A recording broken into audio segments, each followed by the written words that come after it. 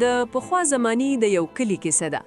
په دې کلی کې یو خاوند او ښځه اوسېدل. د سړي نوم جمیل او د ښځې نوم فرزانه و. د جمیل په کلی کې د بریاني دوکان و. دغه دوکان به ډېر ښه چلیدو او خلکو به د دې نه ډېره په مینه بریاني خوړله. بچی یو خبره مې درته کوله.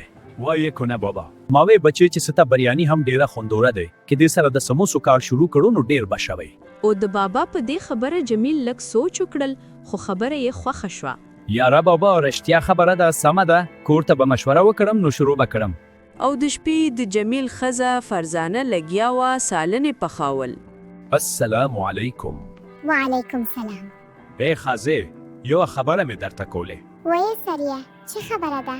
نن راته یو سړی خبره وکړه چې د سموسو کار شروع کړه.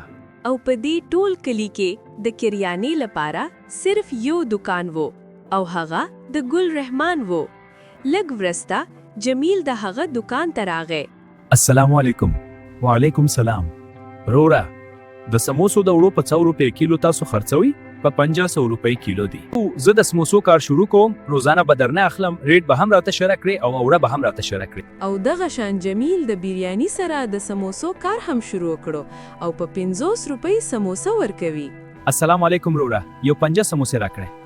دا جمیل د بریاني په شان د هغه سموسې هم ډېرې مزیدارې وي او ډېر ښه خرڅې دي او دغه شان وخت تیرېدو په دې کې 2 میاشتې تیر شوي. السلام علیکم روره. وعلیکم سلام.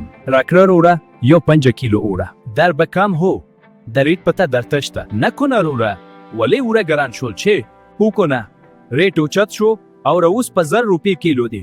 هو جمیل بیا هم دا مجبوري اوړه کور ته یوړل او ډیر خپه و.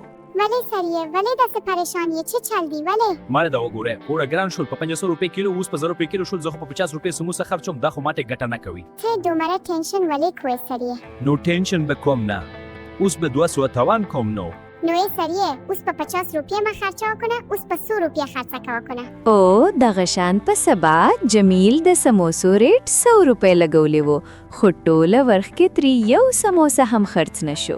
یاره دا بچی کیږي یار ټوله ورش تیره شو او یو سموسه هم خرڅ نشو. په 100 روپۍ خو هیڅوک اخلي نه راته ټول سموسې خرابې شوې دي.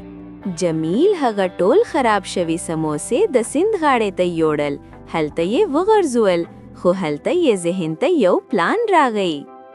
جمیل هلته د سیند په غاړه د خرابو اوړو یوه بوجي ولیده او هغه یې له ځان سره واخیسته.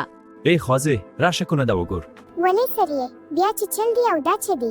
دا خراب وړه دي نن نه پس به ته د دې خراب وړو نه سموسې پخې کړې ځکه چې نور وړه ګران شوي دي او ګټه نه کوي. سمه ده سریه څنګه چې څه ته خوشوئ. او دغه شان په سبا جمیل د بریاني ریټ 200 روپۍ لګولې وه او په بریاني کې یې سموسې هم اچولې وی. السلام علیکم جمیل راکړه یو پلیټ سموسه والا بریاني. هغه کس د جمیل په دکان کې سموسه والا بریاني وخوره او له هغه دکان نه لاړ شو.